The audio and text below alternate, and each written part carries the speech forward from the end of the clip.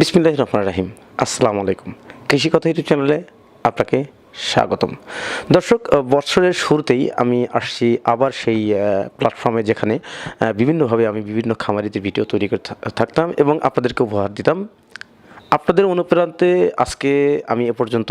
তো দর্শক, হাঁস বিষয়ে বিভিন্ন তথ্য আমার চ্যানেলে তুলে ধরা আছে। যারা খামার করবেন বা খামার করছেন তারা এখান থেকে অনেক কিছু শিখতে পারবেন।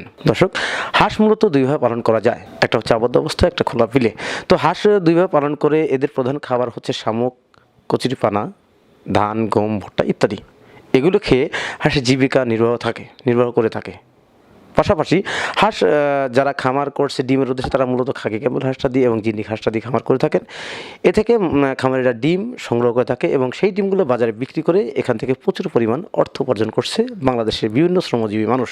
হাঁস পালন করতে গেলে হাঁসের প্রধান খাবার শামুক। সেই শামুকটা কোথা থেকে সংগ্রহ করবেন? শামুকটা মূলত আপনারা যদি আমার কাছে ফোন করেন বা আমার সাথে যোগাযোগ করেন, আমি আপনাদের নির্দিষ্ট জায়গায় শামুকগুলো পৌঁছে দিতে পারবো।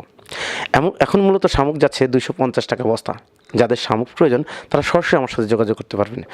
শামুকের ওজনটা হবে 35 থেকে 40 কেজির মধ্যে থাকবে এবং সেটা সারা বাংলাদেশে বিভিন্ন জায়গায় সেল করা হয়। শামুক খাওয়ালে হাঁসের কী কী উপকারে হতে পারে আমরা পক্ষান্তরে খেয়াল করতে পারি। যারা আবদ্ধ অবস্থার চাইতে খোলা বিলে হাঁসগুলো পালন করে থাকে সেক্ষেত্রে ওই হাঁসগুলোর দৈহিক গঠন অনেকটাই উন্নত এবং যারা খোলা বিলে হাঁস পালন করে তাদের কিন্তু দৈহিক গঠনটা অনেকটা নিম্নগামী। কেন? কারণ হচ্ছে প্রাকৃতিক খাবার খাইলে হাঁসের দৈহিক গঠনটা সুন্দর হয়, ডিমের পরিমাণটা বৃদ্ধি পায়। তাই এই প্রাকৃতিক খাবার শামুকটা যদি আপনারা সংগ্রহ করতে চান তাহলে অবশ্যই আমার সাথে যোগাযোগ করবেন।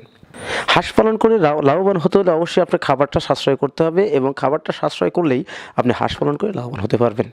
তাই হাঁসের খাবারের কোনো বিকল্প নেই। অধিক পরিমাণ খাবার দিতে হবে অধিক পরিমাণ ডিম উৎপাদনের জন্যে। তাই ডিম যদি অধিক পরিমাণ উৎপাদন করতে চান তাহলে আপনাকে খাবারের পরিমাণটা বাড়ায় দিতে হবে। আমি বিগত দিনে অনেক মানুষ আমাকে ফোন করছে, জানছে যে ভাই আমার হাঁসের ডিম কমে গেছে। স্বল্প পরিমাণ খাবার দেওয়া হয় বলেই হাঁস স্বল্প পরিমাণ ডিম দিয়ে থাকে। তাই হাঁসের খাবার পর্যাপ্ত পরিমাণ দেন, অধিক পরিমাণ ডিম উৎপাদন করেন এবং খামার করে লাভবান হন।